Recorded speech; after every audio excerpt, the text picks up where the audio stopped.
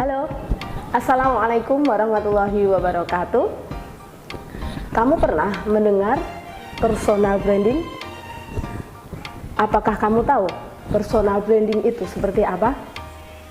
Lalu, kamu apakah punya branding yang menonjol dalam diri kamu? Bagaimana cara untuk membuat personal branding dalam diri kamu? Semua pertanyaan itu terjawab dalam buku ini, Personal Branding, karya Mega Fitriani SPSI dan Nurul Fajriyah Prahastuti. Mau tahu ulasannya tentang resume buku Personal Branding? Kita ikuti ulasan dari Ustazah Martini, SDIT Insan Kamil Karanganyar.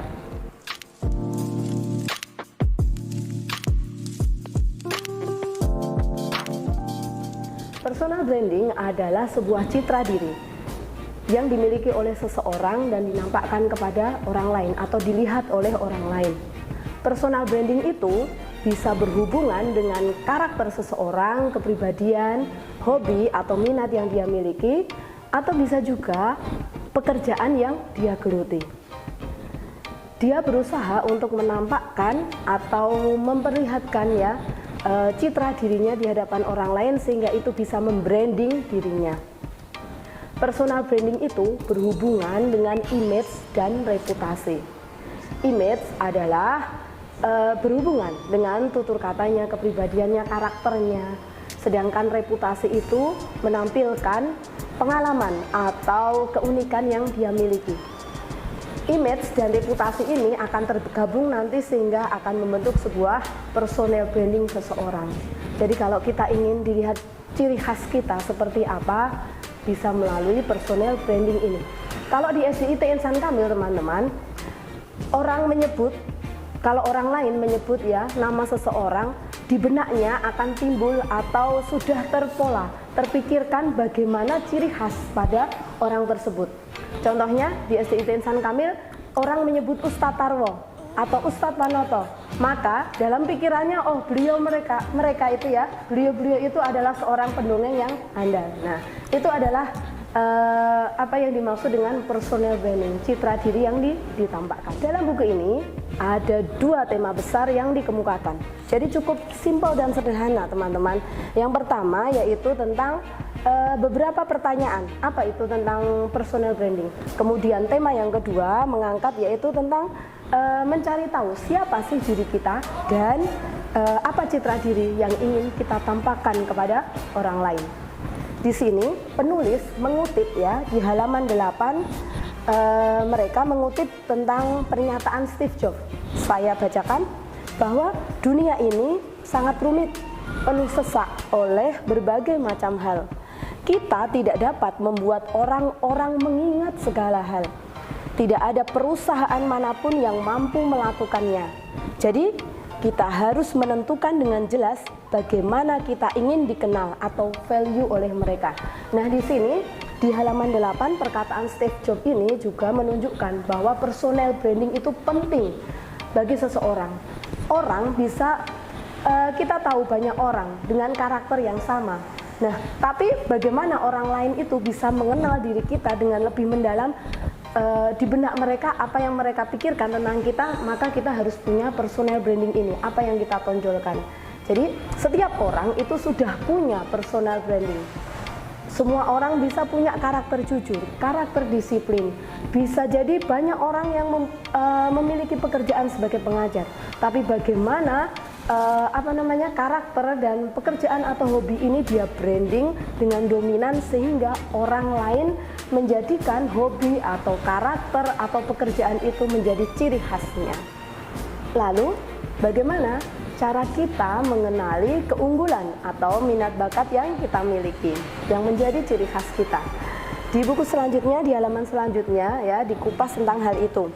Bahkan di sini keunikannya dilengkapi dengan kuis atau beberapa pertanyaan-pertanyaan untuk melengkapi karakter apa yang kita miliki. Kemudian di akhirnya bahkan di sini juga dilengkapi dengan analisis SWOT.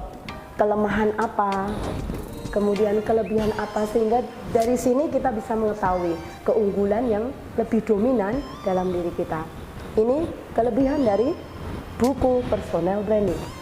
Setelah kita tahu keunggulan kita apa, branding kita apa, maka kemudian kita diajak untuk bagaimana caranya kita menjaga branding itu tetap ada dalam diri kita.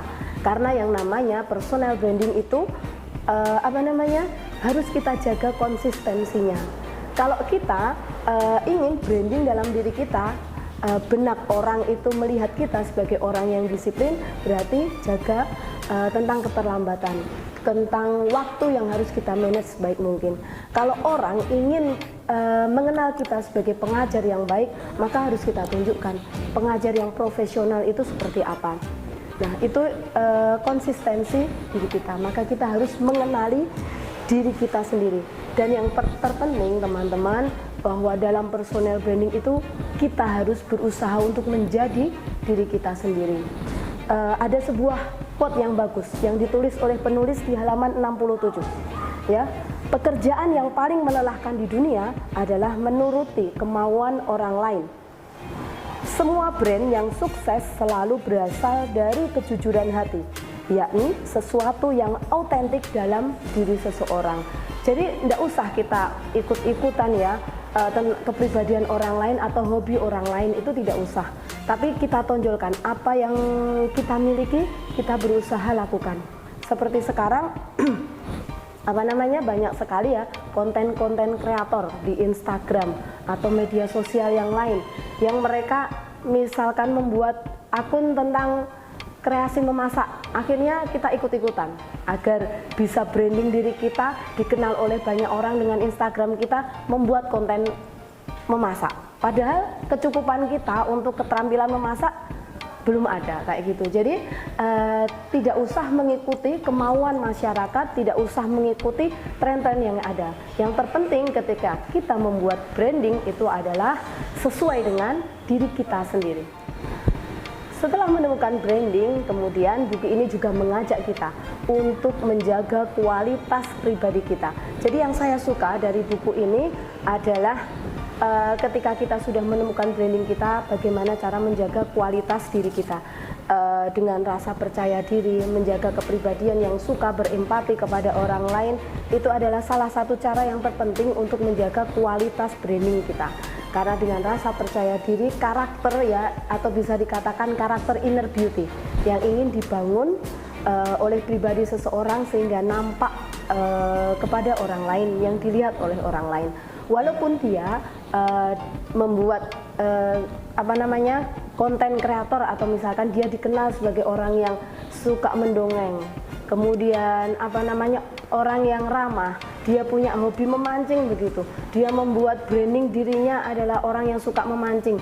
Tapi ketika dia membuat konten-konten kreator, ketika dia menunjukkan kepada orang lain branding dirinya orang yang suka memancing, bagaimana dilengkapi dengan kepribadian yang utuh, kepribadian yang baik, sehingga orang pun akan semakin suka dengan branding yang dia miliki. Agar orang lain tahu bagaimana branding kita, ya selain interaksi secara langsung tentu saja, karena kita sebagai makhluk sosial ya selalu berhubungan dengan orang lain. Di era digital ini yang paling mudah dengan cepat orang mengenal branding kita yaitu dengan media sosial atau online. Nah, itu bisa kita lakukan. Seperti tadi saya sampaikan ya, dengan menggunakan media Instagram, YouTube, apalagi sekarang banyak sekali akun-akun kreatif. Nah, kita juga bisa membuat branding tersebut. Dan yang terpenting kita isi ya, kita berusaha mengisi media-media tersebut dengan akun-akun atau konten-konten yang kreatif. Itu menjadi tugas kita.